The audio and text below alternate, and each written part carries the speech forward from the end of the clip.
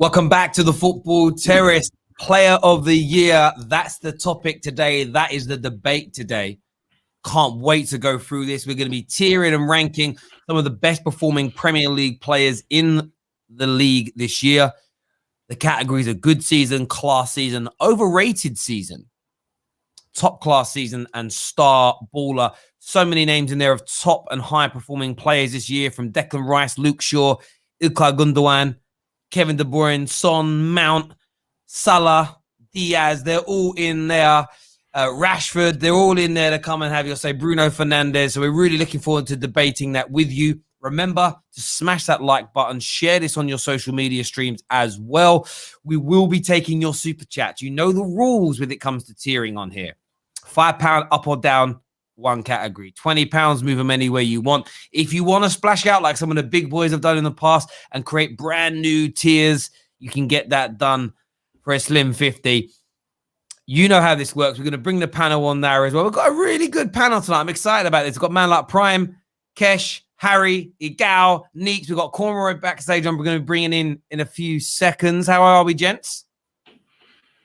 Good, thank you, buddy. I'm good, man. Kicking it. Good. Not too many Arsenal players on the agenda tonight. That's why I thought I'd throw 3 Arsenal fans in to make it a bit giggle. But there we go.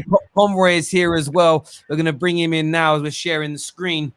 I'm going to go through it one by one, giving you all a player to rank, a player to put where you think they deserve to be. Of course, the audience can move people around and all that jazz. See some of the comments that are coming through here. Someone says, why is Rashford on there? He ain't done bad this season. I don't think he's going to be in there. Like we have to have a bit of a debate. We're not just going to have 3 or 4 people on there. They'll be placed quite quickly. Slow yourselves down, and we'll see why in a few moments. They are well. Okay, you guys will. Sometimes I look at the comments and I realize we're all just fighting each other. Half of them don't even watch the show. I think they just come here to talk. Do you know what I mean? Yeah. Do you have Bamford? People are talking about Bamford not being on the list. He can stay off the list. Well, if you want him on the list, you know what you've got to do. You know what you've got to do. Mo here thinks it should be Bruno 1, Gündogan 2, Harry, Kane 3. We'll see what people say and do. We're going to start with yourself, Igal. Going to go to you first of all, and I'm going to give you Heung-min Son. Heung-min Son. Okay. So based on what he did last season and based on what he's been doing at his Tottenham career, I would say this has almost become what we expect from him now. We expect him to be getting in and amongst the top goal scorers in his team after Harry Kane, and in amongst the top goal scorers in the league. He usually ends up in the top 6 or 7 goal scorers. And you know what? I would say this is a top class season. I'm not gonna say it's been an average season or just a good season. He's been a little bit above the rest, so I'll say top class, but I'm not gonna put him at the top of the top. Top class season for him. Everybody agrees Son's had a top class year? I think so far, yes. It's gonna be interesting to see how his season finishes because he's kind of plateaued in the last few weeks. He started on like hot, and I guess most of his goals and assists come from that kind of hot streak that Spurs were on, and him and Kane were on this streak. If he continues at the current kind of rate he's on, then by the end we might be saying, he's had a class season. We might be saying, but at right now, I think we can still say top class. The only case against him being lower would have been he did get 4 goals in 1 game, but can you hold that against him? That he got majority of his goals. You can't. But he scored 2 goals in his last. He scored 2 goals in his last 15 games. If he scores like 3 in the rest of the season, then you might say, well, maybe not top class. I don't know. I'm just saying we have to wait and see. Well, I always say this with Player of the Year. We'll do one of these again at the end of the season because I always find the players have to obviously do their votes nowish. And that discounts what somebody can do in this last 2 months. And this last 2 months is where it's clutch. Like goals in the next 2 months are really important, and they are in that top 4 race. Neeks, I'm going to come to you next, mate, and I'm going to give you Kevin De Bruyne. Oh, Kevin De Bruyne. I mean, I think he's been brilliant. I don't think he's hit the heights that he did last season. Probably mainly due to a few injuries. He's been a bit in and out of the team at times. And Gündogan has stepped up massively. Of course, we're going to get onto him. But I think anytime he has played, he's been absolutely brilliant in different positions as well, doing different jobs. He hasn't scored as many goals this year, but he has still got a number of assists. I would say class. I'll say class season. I would say that's about fair. I would say it's about fair this year. I mean, in terms of total this season, I think it's 16 goal and assist combinations. His main job is to create and or to score goals. He's on around 16, which is exactly the same as say Marcus Rashford this year. And the vast majority of that is, of course, assists. He had not been too good in front of goal this year, so I think that's about fair. Next on the list, Prime. I'm going to give you Kieran Tierney. Ooh. Tierney. I don't think he's been... okay. I've prefaced this by saying I rate Tierney highly. I think on talent alone, he's probably the best left-back in the league. However, this season, I don't really think he's been that impressive. And mainly that's due to Arsenal's bad patch that he was part of. But can you put up the tier list again, please?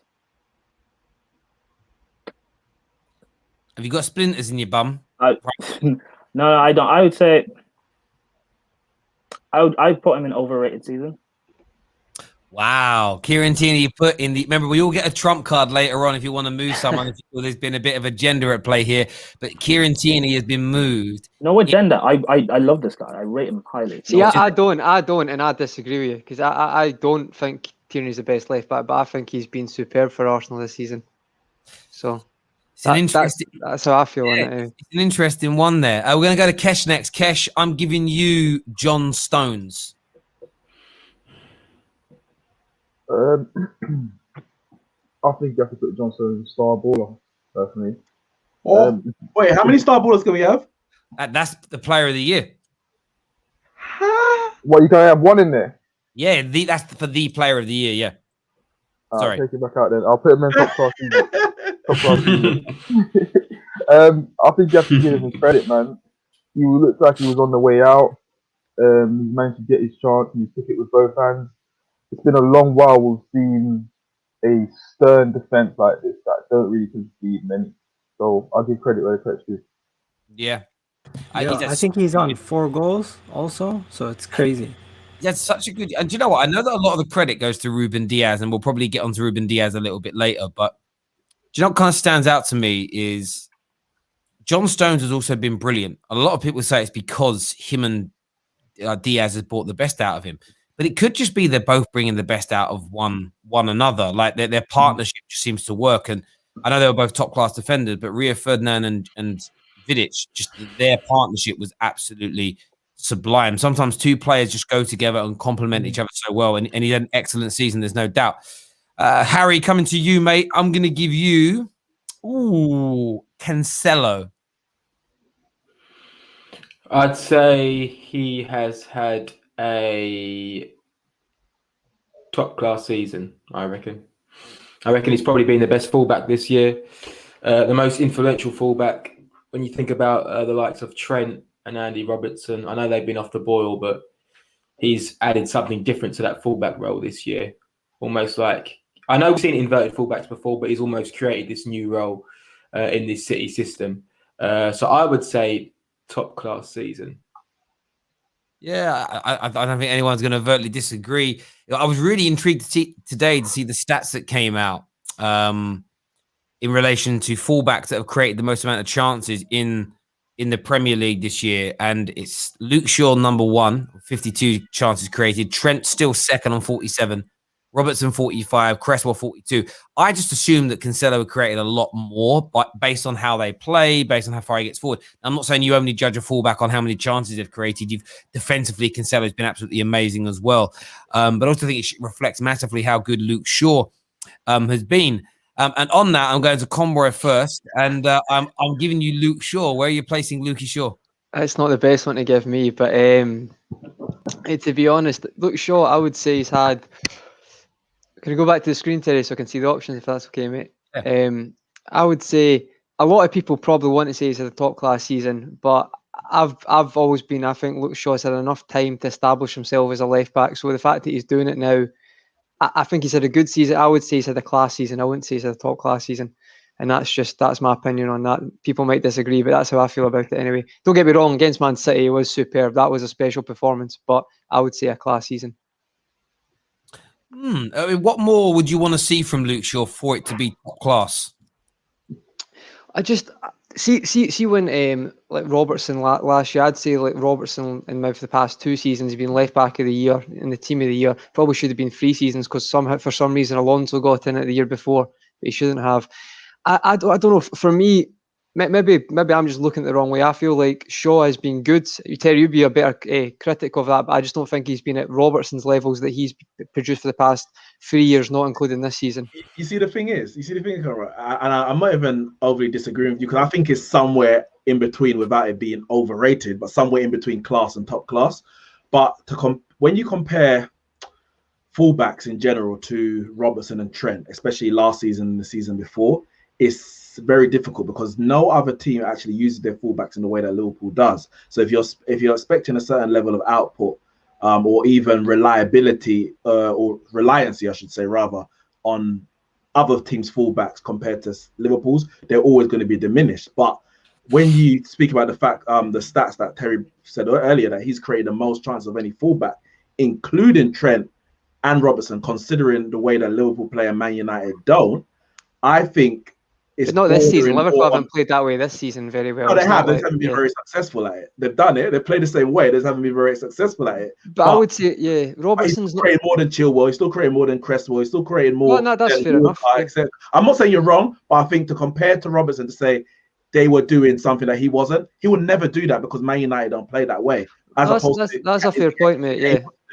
I know it's somewhere in between there for me. I just went with class on the basis of that, but I do hear what you're saying. I'm not disputing he's had a brilliant season. Just that's maybe my outlook for the past 3 years, and it's a fair point because obviously Liverpool do overpress the fullbacks consistently in the past couple of years. So I hear what you're saying. That's interesting. Don't you think it's the resurgence of it that paints it in a better light for Man United fans? Don't you think the fact that he's almost like become a solid left back, you maybe overhype him a little bit? Is that fair to say?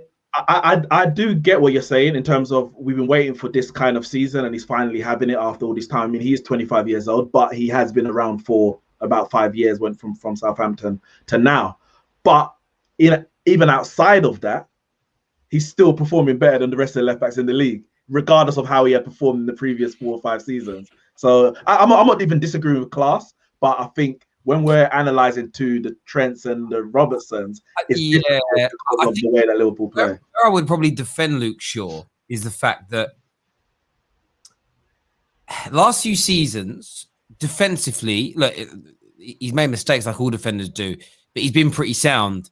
And whenever you throw in his defensive statistics over the last few years, all you ever got was, but how many assists has he got? How many goals has he created? It was always very much like people wanted to discount what he was doing as a defender. This year, he's added that to his game. So in terms of judging him as having an individual season, he's the highest creating fullback in the league.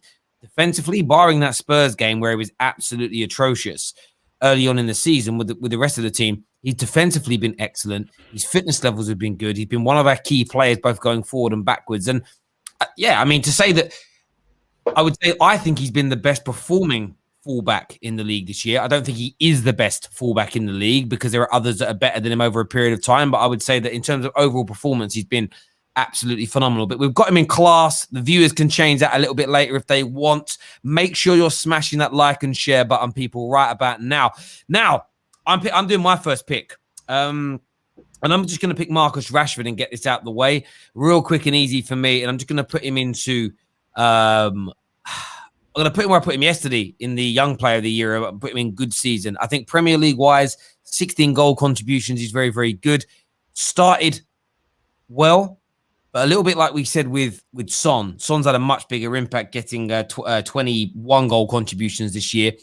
Like he's really petered off in the last few weeks. He's gone backwards in that regard. And I know there are mitigating circumstances. He's had injuries. He looks a little bit burnt out. There hasn't been the rotation from Ollie that's been required. But I think it's been a good season. Interestingly, if he has a good end, a good last 9 games, picks up another 5-6 goals, 3 or 4 assists, he puts himself into a position where he can move into that class level. I don't think he's anywhere near the running for a Player of the Year award. Just hasn't had the consistency of some of the other top players. But I think where I defend Marcus Rashford is so many people have tried to make out, and we know why they've done this, genders aside. A lot of people have tried to make out like he's had a terrible year, and he just hasn't had a terrible year like people try and paint the picture of. You know, the funny thing is, Terry, is that because he's at the age of 23 and he's been around for a bit, but he's still 23 years old. So when you do the young player of the year, you're like, well, he's one of the older ones of that category. Has his season been outstanding, or even should it have been a bit better? Then when you go to the main player of the year, where you got some older players, etc., you're like, well, he's been around for a while, so you can't even use age as an excuse, for example, or inexperience in that regard. So you kind of find yourself in the middle of the road, because the reality is at 23 years old, to get 18, we said 18 goal contributions this season, and Son must be touching 28 soon, and he's got 21. If you're looking purely on a statistic basis, then they're very, very close to go from good to top class. But it's because he's very middle of the road, the age, the experience, and maybe the fact that Man United are getting a lot of negative press, even though we are. And maybe that's even kind of tarnished my view on it. I would say he's had a good season, but again, if I was placing Son, this is why it's interesting to have everybody's individual opinions. My view for Son would be class, because I think he's put out as well, if that makes sense. But we had a super chat here from GQ Style, who says, KG Style, who says his point about Shaw is invalid. You can't call this top player this year and judge someone on past seasons. I don't. That's true, though. He's right. You can't. If you're judging it based on this season, you have to judge it based on this season solely, not what he's done throughout his career. But what you can look at is, you can look at if Mo Salah, for example, was scoring 50 goals for 5 years. One sec. Who based Luke Shaw this season on what he did last year? No, Conroy mentioned. Oh no, I said of what Robertson's been the past couple of years, I don't think he's been up to that standard this year. That's what I said, but I didn't base it on previous seasons. Okay, I'm just trying to understand who the super chat was referring to, because I know a few of us mentioned that, but there we go. If you want to move him higher, is that to move Luke Shaw higher? I'm going to take that as you want Luke Shaw higher. That moves him into the top class category. That's a £5 in there from my guy.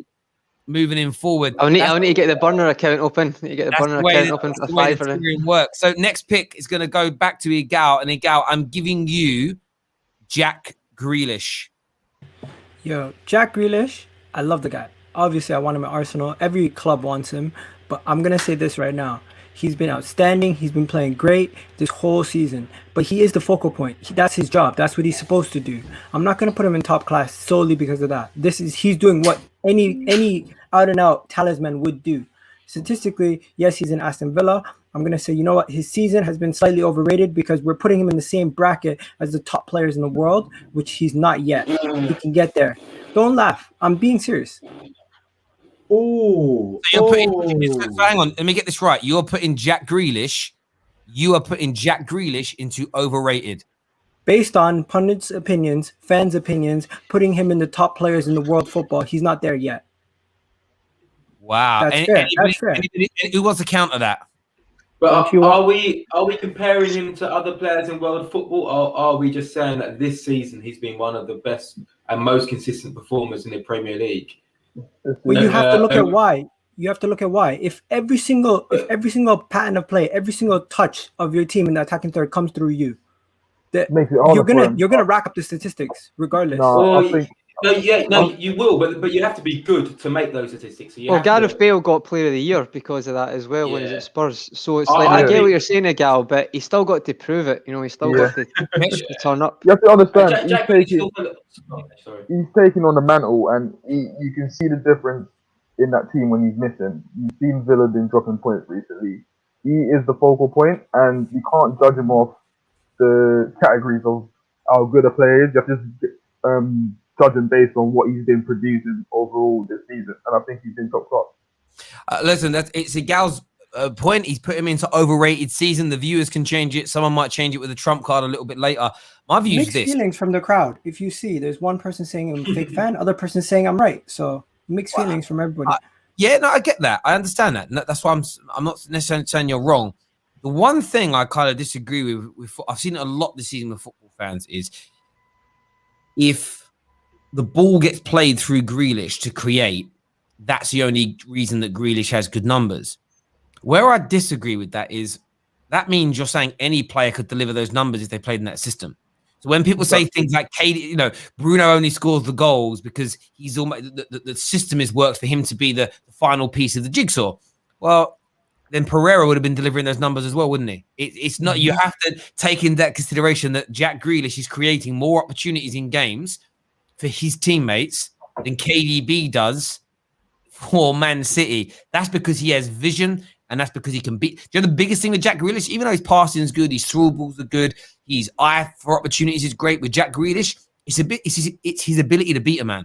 And when I watch our team struggle, Man United, Arsenal, break down low blocks, it's because we don't have many players that can beat a man. And when you beat a man, you instantly break the line. Taking someone on is the epitome of breaking the line, and we don't have enough of it. But that's where Igal was put in. We have a super chat here that says, "Nah, I can't be having that." Shaw in top class, third most chances created of any player in Europe, top 5 based on this season, solid left back. So we already got moved into that with the previous super chat. So what that now means, if anybody wants to move Luke Shaw out of top class, it's going to take £10 to get him out of top class. That's how much people have put in there on Luke Shaw, original base Annie backing his guy. Make sure you're all smashing that like button, sharing this stream now on your social media platforms. Next up is going to be Neeks, and I'm going to give Neeks Mo Salah, Mo Salah, Mo Salah. As a United fan, it's funny because I back Mo Salah very, very heavily. I've had debates on here, Salah against Hazard. I've had debates about how great Salah is in terms of his Premier League legend status. I think Mo Salah is very disrespected by some Liverpool fans and rival fans as well. For what reason? I think there's many, but we don't have to go into all of them. I think he has been, without a shadow of a doubt, other than Jota, because it's been a very short period of time that he's played for due to injury, he has been the shining light of Liverpool's season and a very, very dim season for them this season. If it wasn't for him, any talk about a top 4 race that Liverpool might still be in will be in the bin. If they're going to have any chance of doing anything in the Champions League, it's going to be through him, because you can't rely on the other 2 main ones up front that we're talking about. I think he's been brilliant to be one of the top goal scorers, if he's not the top. So far is very good. It's just him doing Salah stuff. For me, top class season. Yeah, I hear you on that. I agree with that. I want to go to Conroy and ask him a question now. Why does Mo Salah seem to get more stick from Liverpool fans on social media than Mane, and in some respects even more than Firmino? Why does he get stuck on him so much? I think it's quite simple, to be honest, in the sense, because I was the same. See, like with Terry, you've had this conversation 100 times on this channel. Mo Salah is technically not a great footballer. Like, he's not gifted. He's not like a Hazard technical brilliance, but he's just effective. And see, once you accept that he is what he is, Mo Salah will beat 3 players against West Ham, but he'll also miss an open goal from 4 yards against Sheffield United. That's just what he is. He suits the system brilliantly, and it works for him as well. But see, when you just accept that's the way he is and that's how he works, he's just, as Neeks just said, it's like just doing Mo Salah things. Well, for me, that's a person who's just very effective in playing a certain role, and he's great at that. And I feel like a lot of Liverpool fans will look at Salah and in a game where he maybe scores, or maybe you watch the highlights, you score, he might necessarily not have a great technical game, like his touch might be a bit off, like, because he isn't actually an unbelievable technician of the ball, but he's just so effective. And I feel like if you're watching a game, he's very frustrating. Like, he's always been very frustrating, but I've learned to accept the way he is, and that's how he plays. But I think a lot of Liverpool fans get annoyed at that. And Mane, not this season, but Mane, I'd say, is technically, you look at Mane, apart from this season, you could trust him more technical on the ball. And he's very frustrating, Salah. There's hundreds of games. I could name 30 games right now. You know what I say, Conor? Because again, I'm not even disagreeing with what you're saying, but the person you compared him to is Hazard, who's one of the most technically gifted players of his generation. No, but Salah's more effective, 100%. We get obsessed with this technician thing. We do get obsessed with it. What I'm saying is, you compared him to Hazard, who is one of the most technically gifted players of his generation. So he falls down.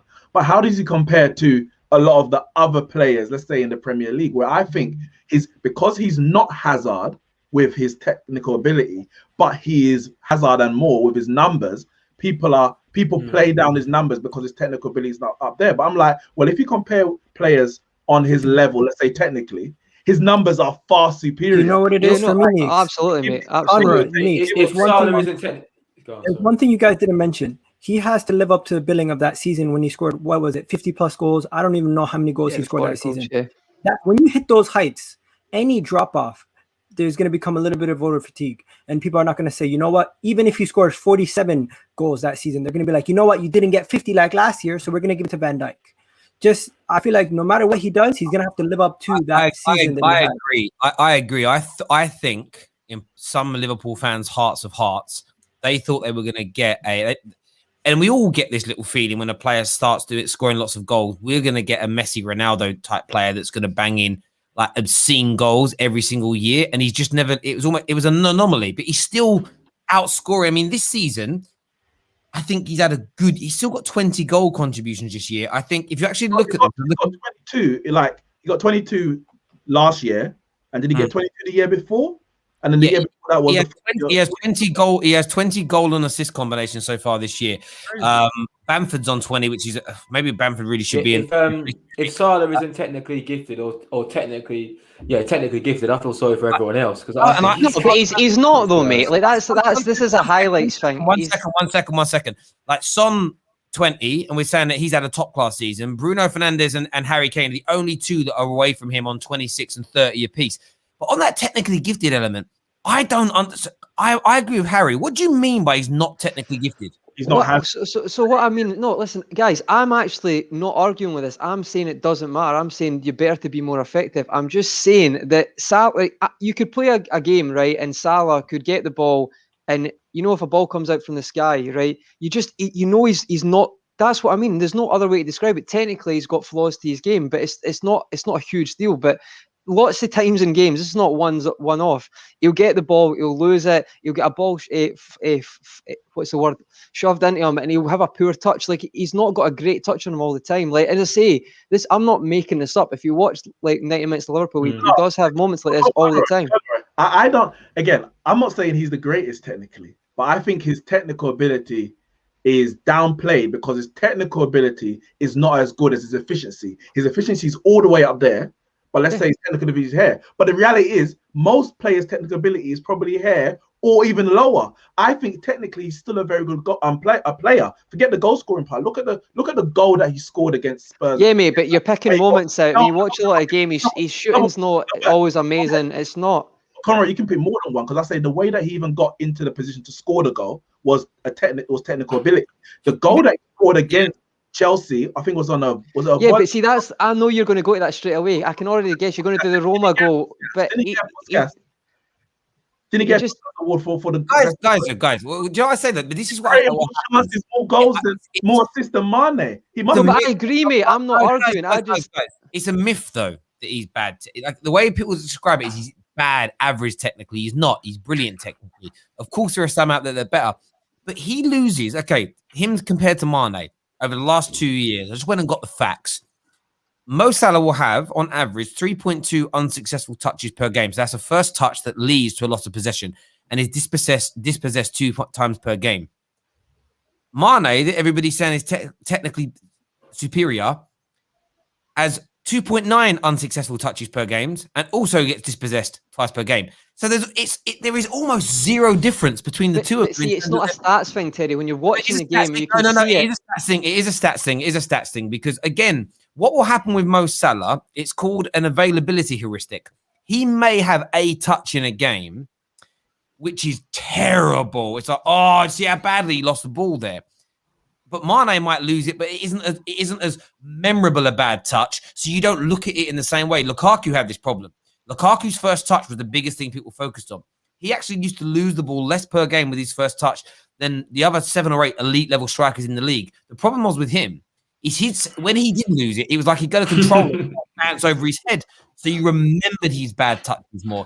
That's what Mo Salah does. But Mo Salah completes high level of dribbles. I agree with all that. Yeah. He's a good crosser. He's a very good dribbler. He's an amazing finisher. He gets a fair number of assists. Not amazing finisher. That's not true. I disagree. He's not amazing finisher. He's one of the highest goal scorers in the last 5 years in the league. Hang on. How can you agree to disagree? He's not amazing finisher. Hang on. How can you be one of the highest goal scorers of the last 4 years in the Premier League, I think only Harry Kane's outscored him in that time, and not be a very good finisher. How's that plausible? Because Conroy, you're it's acting like because we you don't watch watch Liverpool every every week. Conroy, week. Conroy, you watch them every week. Right answer. How can he not be a good finisher? He's not a top finisher, Terry. He's not a top finisher. That's what I said. He's not a top finisher. He's probably a good finisher, but you would never. Lots of Liverpool fans will agree with this. If you Salah 1-on-1, you would not put your mortgage on him scoring, and lots of Liverpool fans will agree with that. No, I'm not talking about Manny. I'd say Manny's the exact same. I've actually got a stream that you can watch that I've said Manny and Salah, you wouldn't trust both of them 1-on-1. But I'm talking about strikers. I'm talking about finishers. A Kane's a top finisher. A Haaland's a top finisher. Salah's not a top finisher. So you've got to compare him to an inside forward. But we're just talking about finishing, though. We're not talking about positions. He's not a top finisher. We're talking about finishing inside forward. I think it's fine to compare them too. But if Salah is fifth behind Kane, Aguero, and Haaland, that's still a top finisher. No, but I'm not saying I wouldn't say he's fifth. I'm talking about like there's much better finishers 1-on-1 than Salah. And I'm not. I think he is a good finisher, but I think when you watch Liverpool, when you watch the amount of chances they create, the sort of team they are, how they play football, they tend to make a lot of chances. I think if you was to put Salah in, say, I don't know, a Chelsea, or for instance, where you're going to create a few odd chances, how many of those chances do you think he will take? I think that's just the difference. See, the thing is, Kesh, and people say that the Liverpool thing as well. I don't have the stats in front of me, but before he joined Liverpool, of course, he never had a 44-goal season. But he was putting up numbers, both goals and assists, for Roma and Fiorentina in the 3 seasons after he left Chelsea, went on loan and then permanently. And then Liverpool got him. So what he's doing this season, last season, the season normal. 41, in terms of goals and assists, you can weight it either way you want.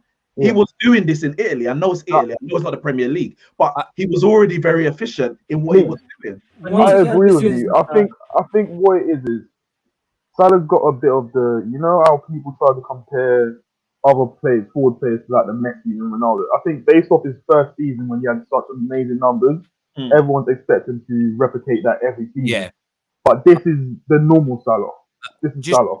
Just when I got the stats up, just for factual conversion rate this season of one-on-one opportunities. Lionel Messi, 21% of his one-on-ones he scored.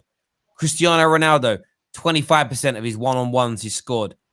Son this season, 31% of his one-on-ones he scored. Harry Kane, 20% of his one-on-ones he scored this season. Mohamed Salah, 26%. It's factually incorrect. What happens is especially when it's your player, you remember it more. You remember it so much more. When Arsenal play out from the back, I don't watch them and go, "Oh, they're going to lose it in a minute." I'm hoping they lose it. But yeah, Arsenal fans are always going, "Oh, we're nearly always losing it." When you watch your own team, you notice the mistakes, you notice the problems, you notice the flaws a lot more. I'm telling you, everything people tell me about Mo Salah, when I check the facts behind the claim, he's on par with all his contemporaries. So it doesn't make sense to me. The difference is when he misses the one-on-one for you, it sticks in the mind because you might not have won that game. I'll give you an example. He missed the one against Newcastle when I think you lost the game or drew 0-0, whatever it was. No. And as I do, I watch Kopic when they drop points because it's exciting. But they would agree with this as well. No, I know he's not a great finisher. People will be going in on Salah, and I'm like, I get it. You drew the game. But as you said, the reality is he actually has a high conversion rate. I hear that. Most of his chances. Can I just clarify, guys? 1 second. In the interest of time, where did you place him? I don't remember where you placed him, Nix. Oh, was it me? Top class season. Top class. Top class. Cool. We had some super chats. Sorry, I just said it's mad. I'm a Man United fan. I'm back in Salah. I know, me too. There's so much pressure as captain and talisman to perform, and he's performed exceptional. Move him up to top class or next level. So the next level up from overrated is class season. We had another super chat that came in as well from Shane. No, it wasn't. It was Shane. Yes, Shane came in as well and also moved him up, but I've lost the super chat now. I can't put it up on the screen. So he now goes, Jack Grealish goes into top class. Kevin here says Bruno top class season. That's from a Man United fan. He's put a super chat in for that one already. But we're going to move forward now. We're going to go to Prime. Prime, I'm going to give you Harry Kane. Where are you putting him? Top class season. I think he's been phenomenal. One of the best strikers in the world. There was a period for like 2-3 months when Spurs were performing exceptionally. where I think he was the best player in the world. I rate Kane so highly, and the career he's had at Spurs and he's carved out for himself, he deserves to be winning trophies and competing with the very best and playing with the very best. Could you not make a shout for him to be the player of the year? It's 30 goal contributions this season as a striker, and 13 assists from a number 9. And his assists, right? One sec, his assists haven't just been like knockdowns. Like a lot of strikers like pick up like 5 or 6 assists because they've had flick-ons with their heads and everything. Like Harry Kane, some of his assists have been like, if KDB played that pass, people would be jerking off into a cup and drinking it. Do you know what I'm saying? Yeah, the way he's been performing, playing as a 9, creating and dropping as a 10. People say Spurs parked the bus, and at times he's been clearing. I remember a few times he would clear it from a defensive position and then start the counter attack and then finish it off himself. He's been amazing, and if Spurs manage to get top 4 or they win the Carabao Cup, I think yes, you can definitely make the case that he is player of the season. I hear you on that. Igal's shaking his head. What are you shaking? You don't think he's had a top class season? No, statistically he has had a top class season, but when it comes to the remaining guys that are left on the table, he's not gonna outdo them in any way. The only way he's going to get there is if somehow he gets 20 plus goals, 20 plus assists at the end of the season. I don't think he's going to get there, and I don't think he's going to win any trophies. He's not going to do anything when it comes to that. And also, we also have to factor in, he gets a lot of his goals in bunches. He gets a lot of assists in bunches. And you know what? He doesn't do as much of the work in these big games. The North London Derby this game, he didn't score. Against Man City, he didn't score. Against Chelsea, he didn't score. I'm not sure. I know he got some assists against Manchester United early in the season, but he hasn't shown up a lot of these games this season. He has not been reliable. He's been stat padding and getting a lot of goals against smaller teams and getting goals in bunches. And I don't really rate Harry Kane until he does something and shows me that he's raising a trophy at the end of the day. I agree, Gal. He scored a goal and assist against the 9th place Arsenal. So small teams he scored. But Gal, you're saying these big games, but if this Spurs squad is bad and they're going through bad run of forms and they're playing so defensive, how is he going to be able to score against Chelsea? When we played them, they sat back. They didn't create anything for him. Again, in the North London Derby, he had a free kick that hit the post and he scored an offside goal. Other than that, they didn't really create anything as well. Yeah, for me, sometimes I'm not going to take anything away from Kane. He is a class finisher. But when we judge like a player for their individual season, you almost have to group it with how their team are performing as well and the influence he's had on his team in terms of taking them to the next level. And Spurs have got worse this year. So yes, Kane's had a great season individually, but in the spectrum of it, in the whole arena of it, Spurs have underachieved drastically. And if the difference is Spurs winning the Carabao Cup in terms of making him having a class season, then that's mad because the Carabao Cup is a non-entity. It's not an important trophy. Yeah, but so you know what? But David Ginola won Player of the Year in 1999 when Man United won a damn treble.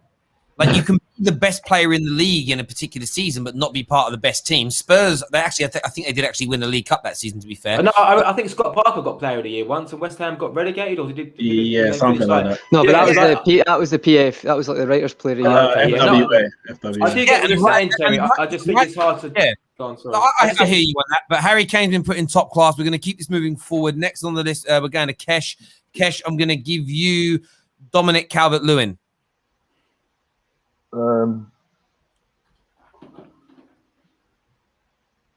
Good season for me.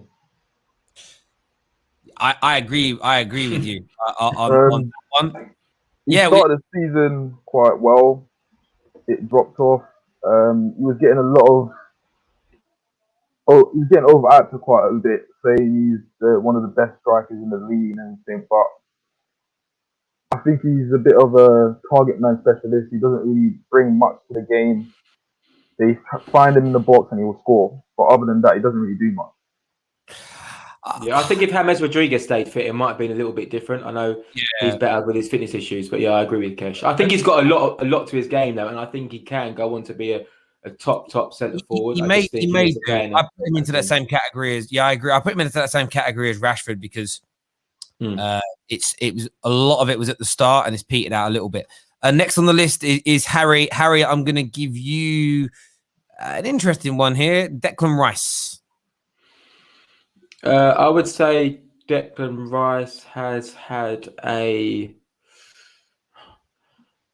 think he's had a top class season, and almost in reference to what I said. Seriously? In reference of what I said about Harry Kane before, which is why I'm not taking anything away from Harry Kane, but in terms of what West Ham have achieved this season is incredible. You know, to be in that position 29 games in with that team, convincingly at the moment above Liverpool and other teams, I think it's incredible, and I think he's been so influential on that team. So that's what I define as a top class season. I think sometimes we can look at stats and go, yeah, like this guy scored all these, like this amount of goals and whatnot, which is obviously amazing to do. But I like to look at is how much you've influenced that team in that season to overachieve, to achieve their goals. Yeah. Do you know where I agree with you so much on that is when you look at West Ham's season, it's why Souček's on this list as well. West Ham have overachieved to such a degree, it's the equivalence of Arsenal being top of the league right now. That's how big their overachievement is. And I think that Declan Rice is very, very good and he's performed brilliantly. They've had other people in there. Bowen done well. I think Souček are going to get onto who's the name of their fullback? Sufal. Like they've just been absolutely excellent there. But you seem to disagree, Igal, with Declan Rice having been placed in top class season. Why? Listen, I'm not taking away from the player. I think the player is a great player. But when you look at that list, he sticks out like a sore thumb. Look at it again. Just go to the list. But that's because he doesn't score goals, though. That's because he doesn't score goals. That's a fickle way to look at it. I get that. But look at it this way. For example, if you go to Leicester, the only two players from Leicester's team that are on this list are players that are actually scoring goals and contributing. Madison's not even on the list, and Ndidi's not on the list. So if Declan Rice is getting put on the list solely based on his league position, why is Ndidi not on the list? No, he's not on the. Hang on a sec. Sorry, Prime. Sorry, go on, Prime. Go on. He's not on the list based on league position. He's been probably the best DM in the league this season. Look at his numbers they got. You even said, because you played them at the weekend, you even said that West Ham midfield compared to yours is better. He's part of that midfield. People need to stop disrespecting this guy. His quality clearly shows. The reason why he's linked to Chelsea and Man United. So when you go back to what Harry said, Igal, around influence, the reason I put Harvey Barnes and Vardy on this list from a Leicester point of view, I feel personally like they have been the two most influential players in Leicester's team this year. The reason I put Souček and Declan Rice on, I think they've been the two most influential players. You could argue, you could look at Leicester and of course, indeed, he's had a good season. I think Tielemans had a good season. I think Fofana's had a really good season for a youngster. But you have to narrow it down. I can't put everyone on there. Otherwise, we'd be sitting here for 4 hours. You've got to narrow it down. But Declan Rice has been astounding. He's going to get a big money move. And, you know, why isn't Højbjerg on the list then? Over Son. Because Spurs aren't. Because Spurs are. My point is, guys. That's why it's not on the list. I'm not talking about the individual player. I get that. Igal, because I had to pick a handful of players from this team, and we could all sit and go, Terry, these 4 should be on the list. That's not what the point of the debate. That's cool. A completely different side topic. Getting back to Declan Rice, he's a great player. Don't get me wrong, but I feel like it's being a little bit overdone. We're doing it a little bit over too much because at the end of the day, this is a guy who's still in the team last year. Yes, maybe he's improved as a player, but next year, if he's still at West Ham, do you really believe they're going to be in the same position? And are we going to say, oh, he's declined now as a player? No, we can't solely base the players. No. We're not basing it solely on his league position. We're basing it on his individual performance. And you're absolutely wrong, Igal. This is a debate for who's been the best player this year. If next year he's awful, he won't be in this conversation. This is for player of the year. It doesn't matter what you do next year. In this individual season, Declan Rice has been one of the best and most influential players in the league in his team. And without his dominance in midfield, West Ham would be nowhere near where they are in the league. So the point's being made is without him, there'd be absolutely nowhere through leadership, through quality performances as a DM, and the influence that he has on his team. I like where you put him in top class. Great debate, though, people. Really is a great debate. Next person's pick is going to be Conroy. I'm giving Conroy Harvey Barnes from Leicester. No, it's a good one, Terry. Actually, this is quite a difficult one because he's had a brilliant season. He's got 9 goals and 4 assists, I think, and he's performed at a high level until he got injured. I know you mentioned he might have got an England squad actually with that form. For me, I've got to be honest on the play of what Leicester have done and his actual individual performance from where he was last season, because I think he's developed a lot this season. I'm between class and top class. I think it's going to be class. I think if he continued that form, he would have maybe had a shout for top class, but I think it'll be class just because the injuries obviously happened as well. I do hear that. We've got Dom with us now. Hope you're well, bro. Hope you sorted that you had at home, mate. No worries. We've got a few super chats. One here. So Kevin's top tees money up now to £5. He's done a few and wants to move man like Rashford up to class, which is amazing. We had Chris Barker, who's come in and says, put Kane where he belongs for F's sake. So I'm taking that as a positive. I don't quite know how to read that. So I'm putting Harry Kane to star baller there because that's what the super chat reads to me. Correct me if I'm wrong, bro. Another one here says, disagree. You can't judge Kane on how Tottenham defend. On how Tottenham defend. It's like Aubameyang. You can't say he ain't all that because of Arsenal's defending. Yeah, I mean, you judge Aubameyang this season on his lack of goals, not so much the goals that Xhaka being awful in midfield and your defense leaking at times earlier on in the season. Absolutely. So Harry Kane's been moved into star baller. So if you want someone else in there, you're gonna have to get your super chats in of at least 5. At least 5 there to get Harry Kane out on that one. I'm gonna go to Dom straight away. He's joined the mix. He's got to get straight into this one. I'm gonna give you a player. You're going to place them. The categories are good season, class season, overrated season, top class season, or the star baller. I'm going to give you Mason Mount. Oh, Jesus. Terry, why are you going to do me like that, man? Mason Mount. Mate, I'm be honest with you. I came into this and I was like, why is no one in star baller? Are we waiting for like Jesus to play football or something? Because we're being really harsh here. You can only have one player in it at the end. It's the guy, the player. Oh, is it the GOAT? Oh, I'm with you. All right, Mason Mount. What are the options again? We've got good season. I'm gonna have to go class season for me. Class season, Mason. I mean, David is going to be absolutely. David won't cry about that one. David would probably say that's about. In fairness, yesterday he's winning on one of the polls for Young Player of the Year. Actually, we put a number of polls. We've actually got polls running now as well across all our social media platforms. The one on the Football Terrace Twitter page. Bruno Fernandes is winning with 50% of the vote. In second place, Gündogan on 22%, followed by Diaz on just 16%, and Harry Kane on 10%. They were the top 4 with the bookies. That's why we went with them. On YouTube, I'm checking the poll over there on YouTube right now. You can go to our community page and you can vote. Over 1,500 votes so far. 41% of that vote is with Bruno Fernandes. 26% of the vote is with Ilkay Gündogan. 22% with Diaz. And 11% with Harry Kane. So on both polls right now, Bruno Fernandes is winning it. We had more super chat. Samuel's actually put this in twice now, saying you missed my super chat. Move Mo Salah up. So literally, we're going to stick. We can't put him any higher because it's going to cost at least. Or actually, we can now because the £5 been met. That puts Harry Kane back down into top class. Mo Salah's been moved into star baller.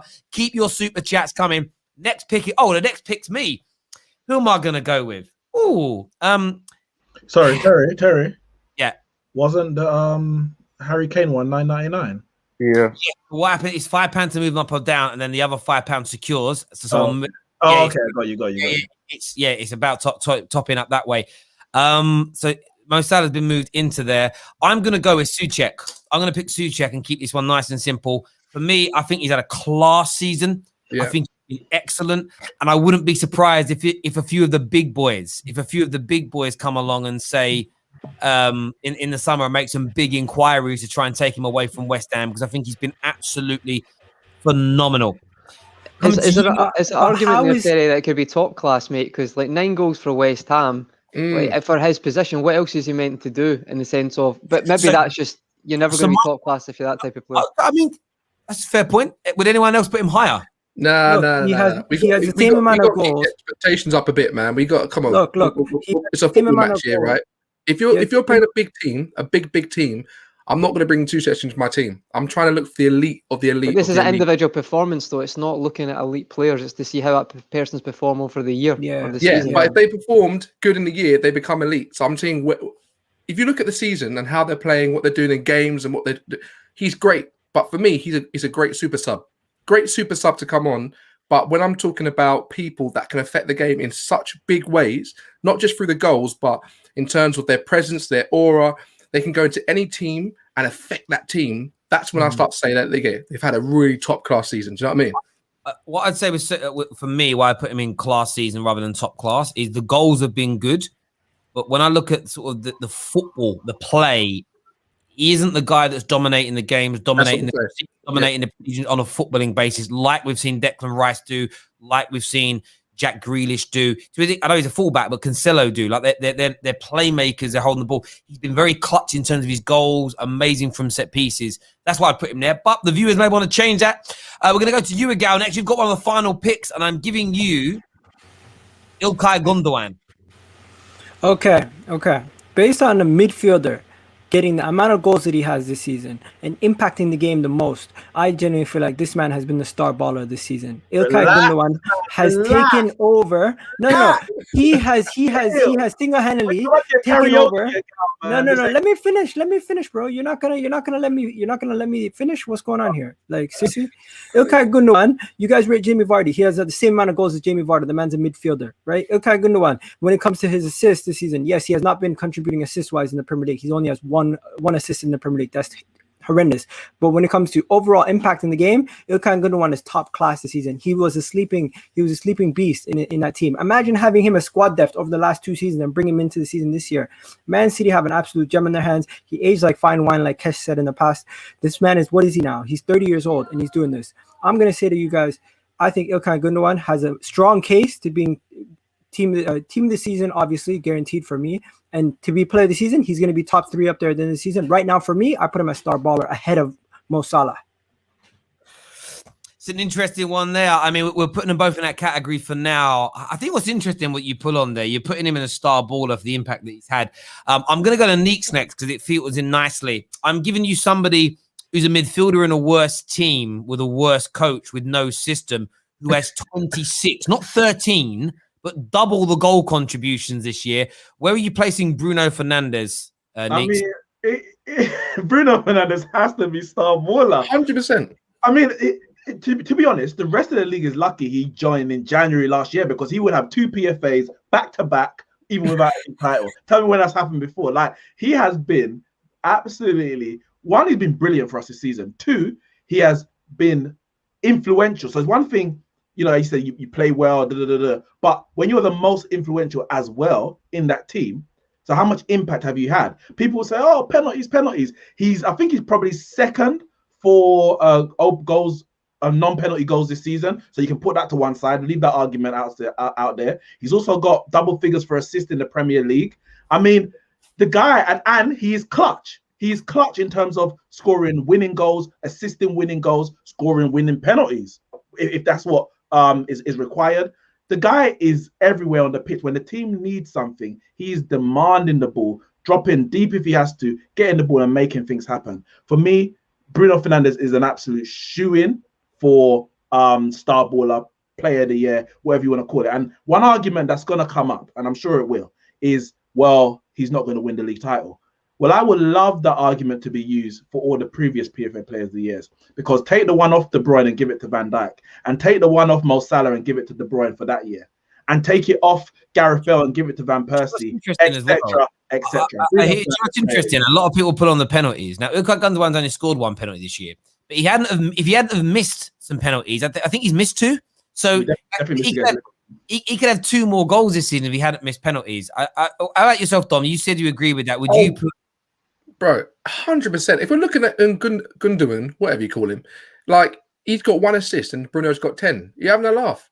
The overall influence of the game is not just about scoring. It's about how you affect the team. When flicking Bruno doesn't play for us, it's like we've flicking lost all the wheels of the bus. We're just there. We're sitting in traffic. We ain't going nowhere. I know we don't want that reliance, but Bruno brings a certain element of unpredictability, of class, of their mentality that most teams need. Look, if you put it this way, right? If you got Gündogan, whatever, and Bruno, who's going to fetch a bigger fee? We know Bruno's fetching a bigger fee. We know that Bruno can do it when the whole team's not playing well. Gündogan needs those players to be playing well with him. He's a sort of collective footballer. He's the one that finishes off a play or starts a play, who's like the kind of connector. Bruno can freaking do it. He's got the freaking violin. He's playing the drums. He's got the bass going. That's Bruno, man. And the stats back it up. 16 goals, 10 assists. Tom, you remember the song "Hey Ya" by Outkast, and it's just like 3,000 is everyone. He's a drummer. Listen, at this point, all these players are great players. Don't get me wrong. All these players are great players. But when you bring up the assist argument, don't forget about team goals and what he's done to build up to some of these goals that he hasn't been the direct last person to touch the ball. Bro, so just on that, no player in the Premier League has more contributions to goals outside of goals and assists than Bruno Fernandes. He has the most. He's the most involvement. If you discount the assist or the goal he scored, no one has. In fact, you know who's second on that list? Marcus Rashford. Just saying. Sorry, I can't help but you lot are downplaying Gündogan's importance. Like, for me, a player who's not been so significant over the last few years to come in and make such a major impact shows that he's always been this player. It's just that the manager's asked him to do a different job. For me, that's the key thing. That's what tells me what a good player is. He can come in and do any job the manager asks him to do. He's done it perfectly. I understand that, and it's a good debate, and we're going to continue the conversation. We've had some super chats come in. I've got to do these. We're going to get Prime back in a minute as well. He dropped off. Chris here says, put Mo Salah into overrated. So Mo Salah is now out and in overrated. And put Harry Kane back in his spot. So Harry Kane's been moved into the top spot, which means I have to move Bruno and Gündogan down. Super chats count here. The viewers and their opinions count. But we've got loads more to do. We had one come in, and I think I've already disappeared. Look at this here. Mason Mount into star baller. 24. David will be pulling his hair out. He will. He moves up the star baller. Harry Kane moves down. Okay, so it was £5 to get him out. That means it's going to cost you. Like, it's like 15, we're going to put it down as to get Mason Mount out if anyone wants to move him. We then had one here. £5 been put towards Bruno taking him out here. This came before that, but it's bloody disappeared. And it was from Gustav, who says Bruno is star baller, 16 goals, 10 assists. Only reason he isn't made it isn't more is because Ollie sets up negative tactics in big games. And then original base, and he's put another £5 towards him. So £5 to get Bruno back into that spot.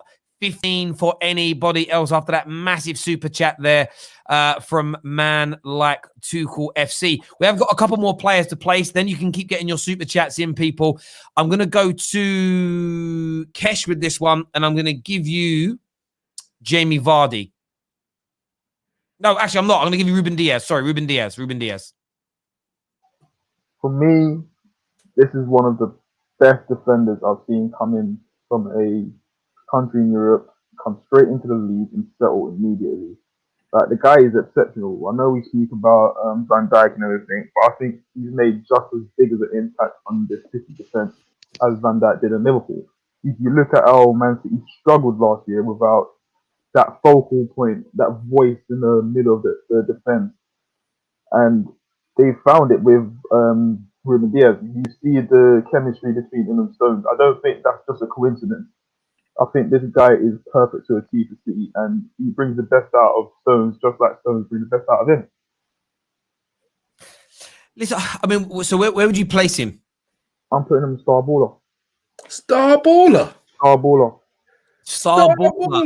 Well, listen, I think for me, he's the only one who can compete with Bruno Fernandes for that role, for that position. And for me, the reason why, I wouldn't even argue against it massively. For me, Bruno is. But in the past, I was always like, if you can have that impact and win the league, that should have a little tick next to it. But people are like, no, it's all about individual. So which one is it? Because De Bruyne won it last year, and Van Dijk won it the year before, and neither of them won the league that season. I feel this generation, we don't love defenders anymore. We don't love it. This is why you don't see the likes of defenders winning the Ballon d'Or since Cannavaro. We underappreciate defenders, and when you hear this guy speak, he loves defending. We need more defenders that love to defend. And you have to give him the credit where the credit's due, man. He's come in and he's made such a difference. Like, when's the last time we've seen a defense concede this less goals? You have to put your hands up and clap it. He's Just done applaud it. Compare this to then. I If you agree. want to compare this to, Virgil van Dijk is ultimately the elite centre back, right? Is Diaz as good as Virgil van Dijk? Just be honest. His impact. he is. What's his name? Kesh's argument is that his impact has been as good as, whether we're going to say technically or not, his impact at Man City to change them to from a defense where they were having to put in Fernandinho as opposed to Otamendi and Stones to now be. I think they might even have the best defense in the league, and they've got attack as well. Right. His impact. Okay. Don't forget. So if we're talking about impact, then let's look at the Golden Boot, right? Impact. Bruno Fernandes is third, 16 goals. Are you having a laugh? Harry Kane and But a Mohamed defender Salah. can't impact the game the same as an attacker. No, You they can't can, but in their own. I would say look at it in their own way. That's what I'm saying. I You think can't Bruno look at it. No, but again, yeah, in their own right. Because for me, Virgil van Dijk impacted Liverpool every bit as much as Bruno Fernandes has impacted Manchester United. Yeah. Their overall team was better, so that elevation put them into cup finals and to winning leagues. I think Ruben Diaz has been absolutely sensational. I just think Bruno Fernandes's performances in a team that we all talk about having no system, no manager, no style, surrounded by lack of quality, it just amplified Terry, it further. The same way you say that, I could come back with everyone used to say Pep can't build a defense. So but I wouldn't say that. So that only counts as a counteract to everybody else, not to me. For me, no, I'm not saying to you. I'm just saying in general. So many people say Pep can't build defenses. That's why they leak so many goals. They're just great going forward. But you've seen him bring in a defender. And only last year, really, they leaked that. But listen, Terry, I don't know. I've been hearing that for quite a while. Okay, fair enough. I mean, only last year that they actually were leaking goals. We've had some more super chats come in. This Chris Barker, I'm going to try and find it. Says here, you say all this about Bruno, yet you drop Kane. But none of us, barring Igal, said it was about his league position. We all said it was about his individual performance. That's why he is where he is. And then we had a super chat that's come in here from, I don't know who done this, but it's from the football. It's from the Football Terrace Clips channel. £20 there to move Bruno Fernandes into star baller. Thank so you. That's amount, and that's Diaz down. I don't know who would do that. That's the burner account. It's the Football Terrace Clips account has stepped up and it's put Bruno Fernandes back where he belongs. We've got one final player left, Jamie Vardy. I'm going to throw this one to Conroy. Where would you put Jamie Vardy, bro? I think for me, Terry, he started the season off brilliantly. Could have been top class, but I think 12 goals and 7 assists. I'd say it's a class season considering you look at the players who registered in top class now. I know Leicester have been good and he's been pivotal to that, but I would say class. I don't know if the guys disagree. I just think top class, he's just not quite hit that bracket this year.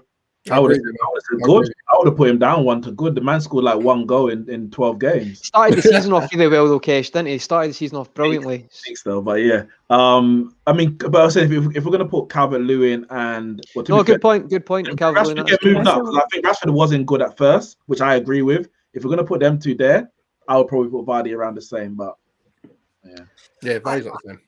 Yeah, it's an interest. Do you know what's interesting when we look at this as well? I think that's fairly well placed. Remember, you can keep getting your super chats in. We've got about 15 minutes or so of the show left to go. We're going to go up till 7 o'clock. So actually about 20 minutes to go. If you want to get your super chats in, get it done. To remove Bruno Fernandes, it will cost you £15. You can move people up and down categories, create categories. You know the score here with the Terrace. But when you look at that, I don't really think on individual performances this season, that's too unfair. Like Mo Salah's been put in overrated because somebody paid for it. I don't look at any of it and really think that's overtly I think the Tierney one's unfair, Terry. I think I'm not his biggest fan, and I'm even saying he's not been overrated this season. So who put him there? Prime. Put him there. Oh, put him there. That was Prime's choice again. That was Prime's thinking that. Yeah, I mean, why though, Prime? So explain to us what's made you say that he is overrated this season. What more do you want from him for him not to be overrated? Is it probably a better question? I don't think he's been one of the... I rate Tierney. I think based on talent, he is the best left back in the league. However, I don't think he's been performing as the best or one of the best left backs in the league this season. I think he's had a good second part of the season, but his first part has been quite poor. And you can also put that down to how poor Arsenal were as well. But that doesn't make him overrated. I just put him in there because of the gas that everyone has of him, from him this season, that he's been so amazing and phenomenal when he hasn't. Yeah, but to answer my question, what more do you want to see from him? What else does he have to do on the field of play for him to move from being overrated to class or top class? What do you want to see? I want to see him perform as one of the best left backs in the league. No, but that's too broad. So what does he do? So I'll give you an example. With Luke Shaw, we all said defensively over the last 2 or 3 years, he's been pretty damn good. But it was on the offensive that stopped him from being one of the best. So this year, he's added the creativity and the assist to his brilliant defending. That's specificity. What specifically does he need to improve on to be one of the best left backs in the league? I don't know. I'd probably have to look at his stats and see what more he has to do. Come on, you can't say he's overrated. I don't. Hang on, Prime. You can't say he's overrated and then not be able to explain. I don't think this season, again, it's this season, I don't think he's lived up to the billing of him and his hype. And the level and the level that he should be at. Keep in mind, I rate this guy as well. And I don't think he's been performing to the level that I have of him. But you can't specifically tell us what he needs to improve on. That tells me what you've done is a bit of an Arsenal agenda there. Like I'm going to stick No. It's not because I rate this guy. It is, bruv. It is. I want this guy at Chelsea. Bruv. So I don't know how it's an agenda. We've had some super chats I've got to go to. We'll continue this chat. First one says, put Harry Kane back in star baller. So that means it's going to take £5 more to get rid of Bruno Fernandes from that position. And bang, Chris Barker steps up and says, put Harry Edward Kane back. So that means Harry Kane's back in. He's got a £5 bounty on his head. He moves back into star baller over Bruno Fernandes. And we did have a super chat that come in as well here from Tierney. So he's played last chunk of the first half of the season as a centre-back. And then started to flourish when he was moved into his preferred left-back position. Move him up. So he's going to move up to good. Aguna has stepped up and bowed out their player. And I agree with that part. Yeah, me too. For me, he's played 3 positions this year and he's done them all very, very well. I think to attack him and say he's been overrated, Prime, I just think that's your disdain. Again, it's not an attack. It's not an attack. It's an attack. Terry, thoughts on Wilfried Zaha? What? I'm asking, should he be in? He got 9 goals for a trash Crystal Palace side. Do you know what it is? No, has he got 9 goals in the league? Yeah. 9 in 21 because he's been injured for a bit as well. Wow. You could start talking about Bamford then. Bamford's got 14 goals. Someone did mention Bamford as well. Mate, we got to be real then. If we're going to go down the list. I'm not saying put him star baller. No.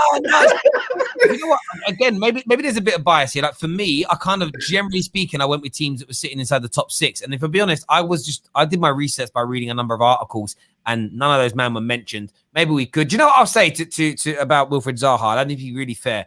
I criticise him for not scoring and creating enough. This season he's been much better. So for me, he's had a very good year. If I look at other inside forwards, I look at Harvey Barnes, I look at Mo Salah, I look at these guys, and I think they've all been more impactful overall this year. I wouldn't mind, if we want to put him in here, I'll put him on there and stick him in. I would just ask him what he's. Yeah, no. That's on the Bamford one. I mean, if we have Bamford here, I'm putting him in overrated. I'm not gonna lie. No, I'm being completely serious. I think is it David who mentioned it, and he's right in terms of you have to take leads with a pinch of salt, especially when it comes to their attacking players. And even the defensive, because it's like they are victims or they are beneficiaries of the system, which is just full-blown attack. So the defenders are exposed, the attackers are they're over on one side. Bamford, I don't have the stats, but Bamford misses so many chances. No. Next man, bro. Wait, let me ask you a question. Should he be in the England squad? Bro, I appreciate Let me ask you a question. No, wait. I appreciate you. I appreciate your beard. It's always on point. Right? Okay? But for Bamford, if you can't call him overrated in a Leeds team. You can't. Should he be in the England squad? Mate, but we're not talking about that. I'm talking about how you gauge it. No, I'm asking, should he be in the England squad? No, based on all the strikers we got right now, no. Okay, Guys, because a lot of people say he should be, guys, and that's why I'm gonna say he's overrated because he ain't that good. I think He ain't that good. I think Bamford maybe should be. So I just looked on here, right? So Zaha's had a good season. If people want me to add him, I will. But he's got 11 goal contributions. So for me, the one type of player that you can look at goal and assist contributions are the inside forwards and strikers, because their job is to score and create. It's the most important element of their game, right? So this season, Wilfried Zaha has 11 goal contributions, number 23 in the league. However, Harvey Barnes has only got 11 in collectively. Mane's got 11. Maddison's on 12. Foden's on 11. He'd been nominated for Young Player of the Year. Obviously, he's young, so maybe Wilfried Zaha could be on the list. But I don't know if he hasn't had a season where every weekend people have been buzzing about him in terms of his overall play. Yeah. But when we look at Bamford is he's on 20 goal contributions in total. Terry, he's missed the most big chances in the league. I literally just checked it. He missed the most big chances in the league. I'm telling you, he's he's a beneficiary of the system. He's a beneficiary of the system. You're being harsh, man. I'm not. He's a good. Mate, if I put you up front, you ain't going to be a beneficiary of the system. Tammy Abraham was in that team. He'll be scoring goals. And we don't rate Tammy Abraham. Yeah, but he's not in that team. No, he wouldn't. He's not in that team. So he would. I mean, Tabby, no. Yes, he would. He would. All he watches is all at the same level. Bamford is not as good as what. I think on this conversation, when I think about people have mentioned Bamford and Zaha as an example, I'm going through the list as well, and I feel like Raheem Sterling's had a bit of a season, like I'm about to suggest. I feel like Maddison's had a bit of a season where they've done good stuff, they scored goals and whatever. But I've watched a lot of their games. I've read a lot of stuff about them. And it's not like they've had seasons that have transcended beyond just the goals and assists. So when we mention Bruno Fernandes as an example, it's talismanic performances. We mentioned Ilkay Gündogan. It isn't just the goal contributions, because he's not even I don't even have him in the top 10. No, it isn't. You think he's 14th on the list. But yeah, go on. How much goal contribution did Pukki have last year? Who? Timo Pukki. Don't know without looking. I'm sure it would probably be close to Bamford. Yeah. But again, a lot of that was in the beginning of the season. But the point I was making is that I look at players that are also impacting the team from their play. Are they dragging the team forward? Are the goals clutch? Is their overall performance being raved about as well? It's why Harvey Barnes has such a good year, because in matches, he just looks dangerous the whole time. And he's added those goals as well. So I just feel like Patrick Bamford, I didn't even think about him, because even when talking about Leeds, he's not someone whose name's kind of been...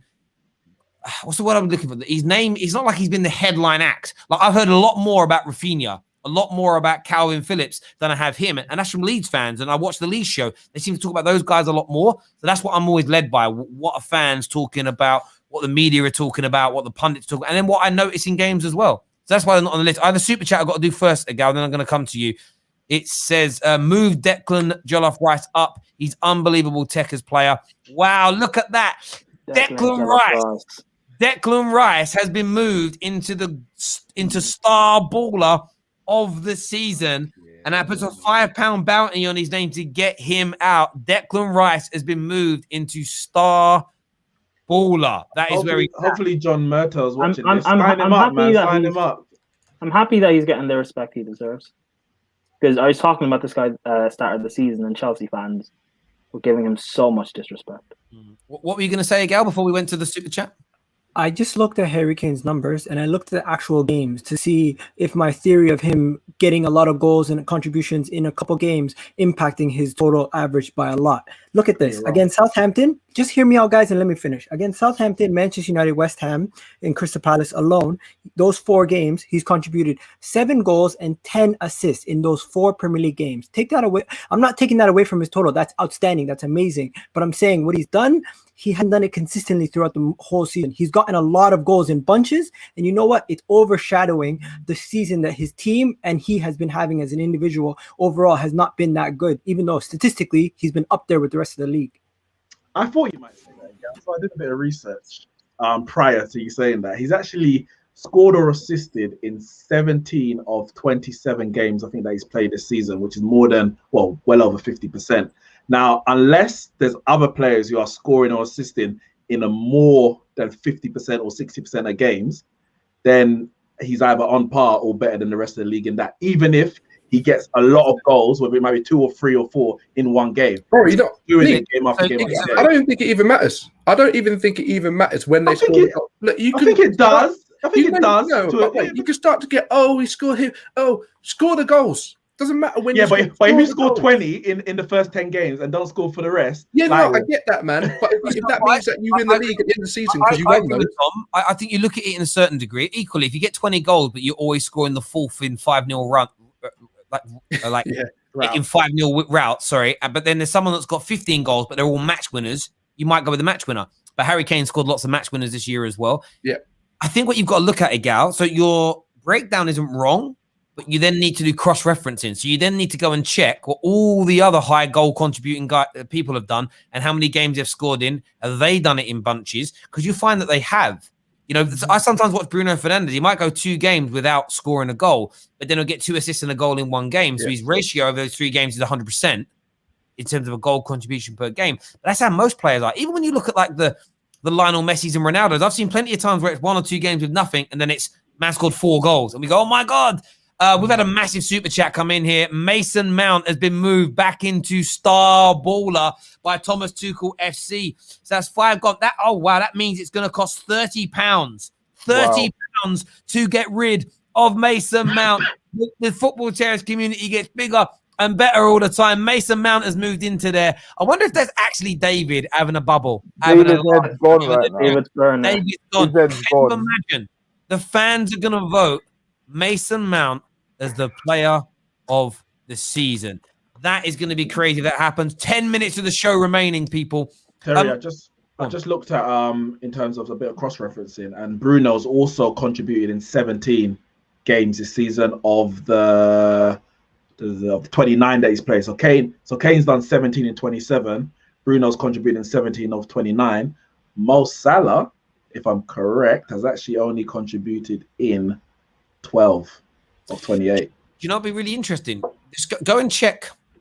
I would like to do it like go with some of the world's elite.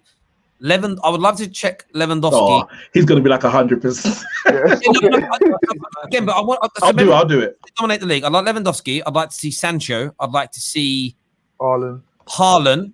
I'd like to see Ronaldo. I'm trying to think of other top inside forwards and everything. And in the league, I'd like to then see Jack Grealish as well. If you could do that, just to give us an idea of, because this was important, right? So it's one of those things in an individual season. If we find out between 16 and 20 is really good, then we can't ever go at a player for like what we call stat padding. But it's always about, I always said that about Pogba years ago, and everyone moaned about his walking stats. And it was like, yeah, but how many minutes is everybody else walking for? If it turned out that everyone else is only walking for 5 minutes and he's walking for 25, I'm going to go into him. But if it turns out that we're walking 23, 24, 25, you're chatting shit. Yes, sir. Let me ask everybody here a question. If we were to make our short list and just take 3 players from the list and be like, to your 3 players. For me, it would be Ruben Diaz, not in any particular order. Bruno and Gündogan. Those are my top 3. Who would your top 3 be from the list of players that we have? Prime, who would your top 3 be out of this list? My 3, Kane, Ruben Diaz, John Stones. Okay. Dom? I'd say Kane, Bruno, and Diaz. Kesh? Ruben Diaz, Bruno, and Gündogan.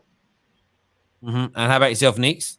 I agree with what Dom said. I can't remember. No. When he said it, I remember. I'm just for me, I'd go in order with mine as well. I'd go with, in 3rd place, I'd go with Ilkay Gündogan. 2nd place, Ruben Diaz. 1st place, I'd go with Bruno Fernandes. I just think he's been impeccable. And what I love... Made that case for me.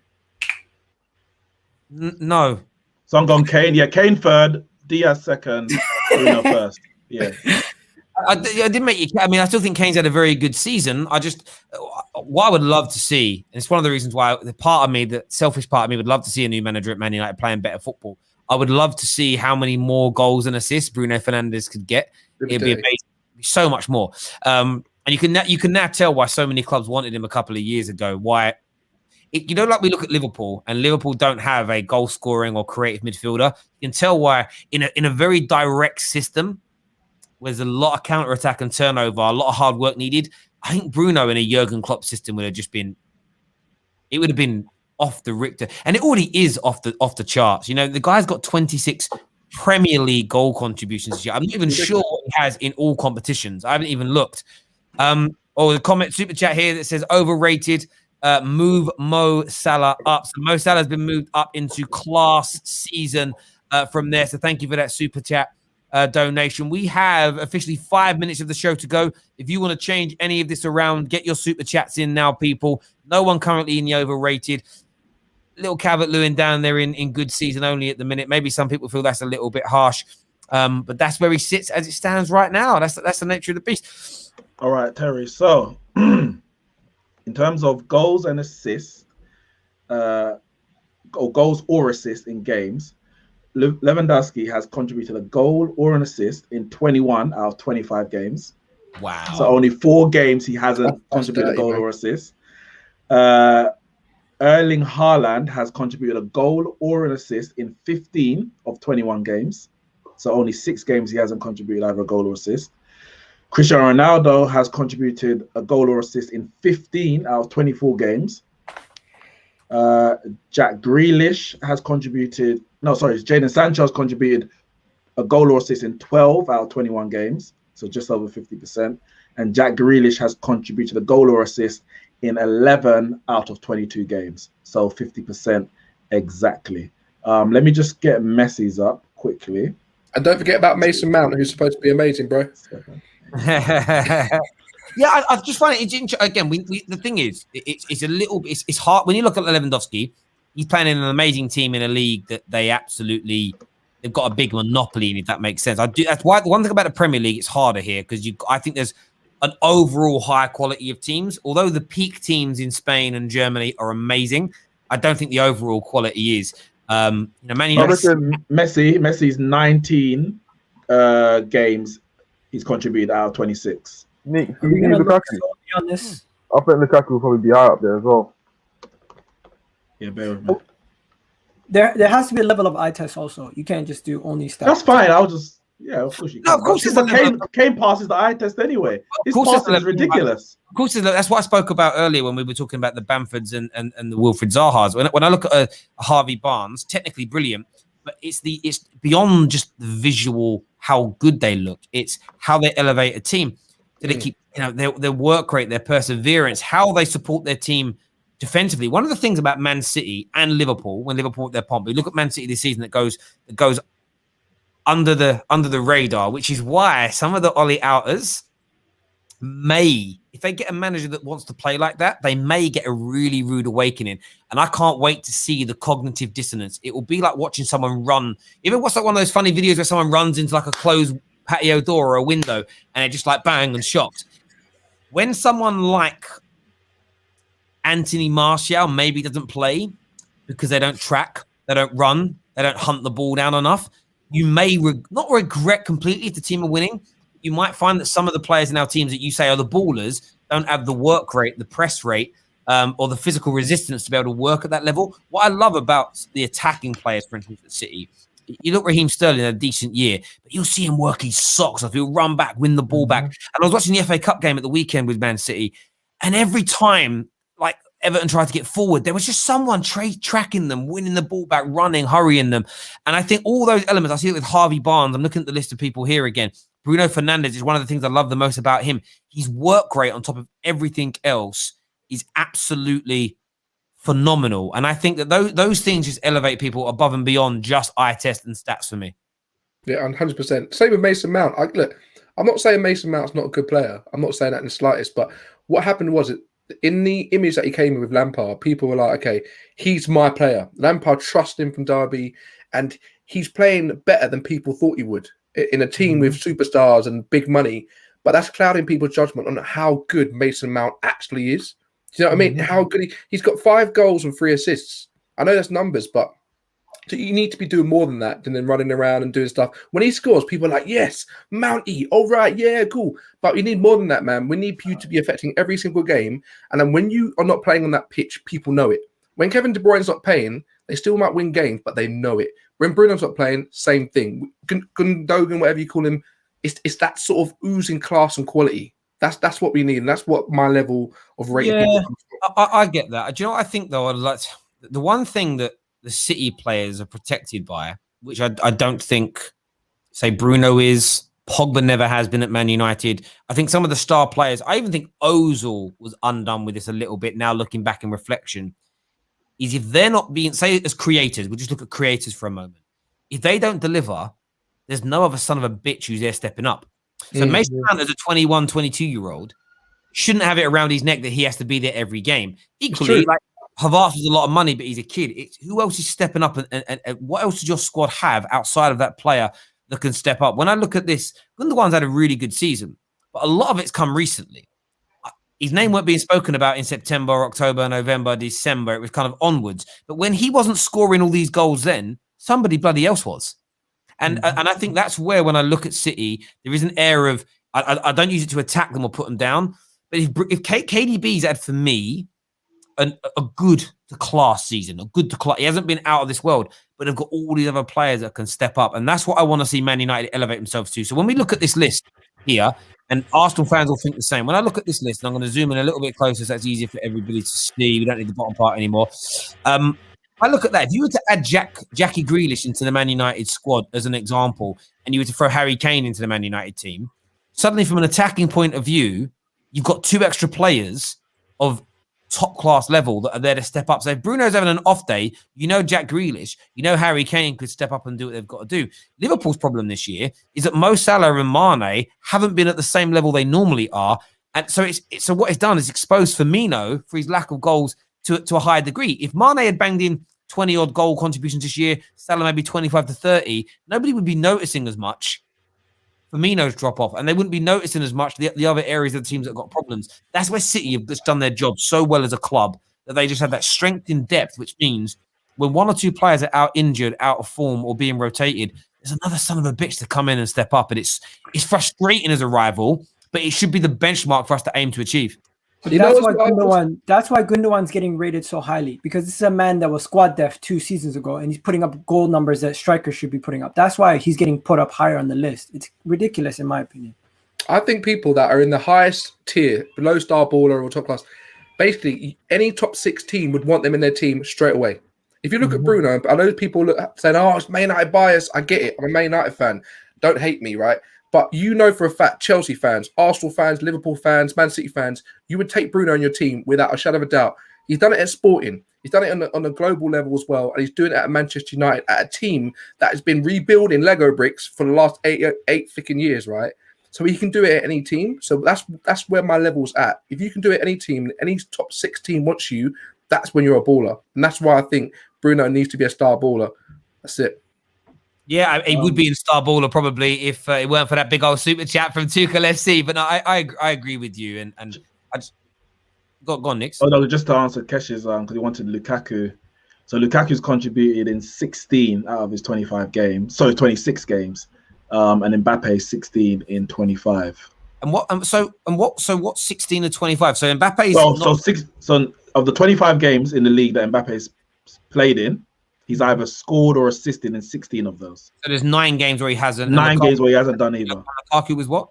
16 and 26. That's 10 games. So what was Bruno Fernandes again? Bruno was 17 in 28, I believe it is. So Bruno Fernandes is 11 games he hasn't contributed in. We do realise all the other players have mentioned are inside forwards and strikers. That's why Bruno Fernandes' level is ridiculous. Like he's on par there with goal contributions in individual games with some of the best strikers and best creators from an inside forward point of view in the world. It's astronomical what he's done. So only Lewandowski and Haaland and Messi. I'm trying to think. Messi is better. It's better than Kane. Kane has 17 out of the 27 games he's played in. Messi's 19 of the 26. Yeah. And can you imagine if Harry Kane was playing in a more progressive attacking team? Yeah. Do you know what I mean? So that's why I say with Harry Kane playing in a more aggressive attacking team the past couple of seasons, though. But I don't know what his numbers were back then. Maybe he wasn't. That's why he was scoring 30 goals in the league. Harry Kane is probably going to be probably going to end up being one of the first players ever to do the most amount of 20-goal seasons in Premier League history. One, he might play him more, but he's always scored goals, Harry Kane. I don't quite get where that's coming. In terms of, let me just search him here. It's easier to get these stats up. I get the point that Harry Kane needs to win. Harry Kane needs to win something, because at the end of his career, at the end of his career, if he hasn't won anything, his name will disappear. Like, it will kind of fade into history. Premier League, we might remember if he becomes a top goal scorer, but across the world, if he doesn't win anything, you don't have that moment to say Kane did that. It will disappear. So he does have to win. Until his career is done, we can still continue to rate him for what he's done up until the point where he wins or never does win. So on Harry Kane, what's interesting, if you go backwards, it's this season, it's 20. This season alone, though, he has 27 goals across all competitions. Okay, that's 27 goals in 30 games. If you throw in his assists, he must be well in the 30s, going towards 40. Yeah, actually, he got 13 Premier League assists. So that means it's at least 40. I don't know what assists he's got in cup games or whatever. So he has more goal contributions than games this season, Harry Kane. But just look at goals only. Last season, 24 goals in 34 games in total. Season before that, 24 and 40. Before that, it was amazing. 41 and 48, 35 and 38. But it's interesting because he hasn't scored as many goals since Spurs regressed overall as a team. But Harry Kane can still score chances. If Spurs were performing at the level that they were in 2016, 17, 2017, 2018, when Spurs were at their absolute best under Poch, he'd be scoring more goals. And this is why I think Harry Kane has to leave. You put him in this Chelsea team right now, he'll bang you in well over 20, 25 league goals. There's no doubt. We have a super chat here that I want to put to Gal. It says, "Where's Saka?" Do you think Saka should have been on this list for overall player of the year this year? No, realistically, when we're looking at overall player of the year, we're looking at someone who's been consistent throughout the whole entire season and that has raised the level of their squad. And I don't think any Arsenal player actually should be on this list based on the league position that we're in and in the statistical numbers that none of our players have not been putting up the numbers near any of your players. How about you? Do you agree with that, Kesh? I agree. For as good as he's come to a patch where he's having kind of average games, but I expect that he's a young kid and all you have to do is push on, try and build on this season next year. Yeah, I hear you. Just on Harry Kane quickly. It's 27 goals and 16 assists this season. So what's that? 30, 36. There's 42. Sorry, 43. So 43. Where'd you get that from? I got 22 goals and 15 assists. It's because he got 5 Europa League qualifier goals. So if you want to take, that's why. He scored. Their goals. Basically, that Europa League qualifier counts as last season, basically. No, it does. It's this season, bro. No, it's this season. So he's got.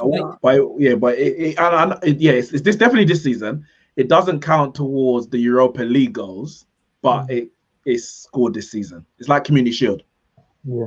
Well, it's there. It's in there. I mean, it's still pretty good. And you got to think he scored all them goals in a team that barely attacks. Crazy. Listen, everyone who's tuned in today, a massive thank you to all of you. That's the final group as it stands. Chelsea always dominate when it comes to these tiering sessions. They always step up and back their team. There's no doubt about it whatsoever. Everyone who's contributed, a massive thank you to each of you. We're back tomorrow with more content. We've got more debates, more news coming up for you as well. Lots of fun and games this week because there's no football. We thought we'd have a bit of a laugh and a joke. I don't even really want to talk too much news this week because it's always just depressing. So we've got more debates coming up for you. Until next time, take care. Goodbye.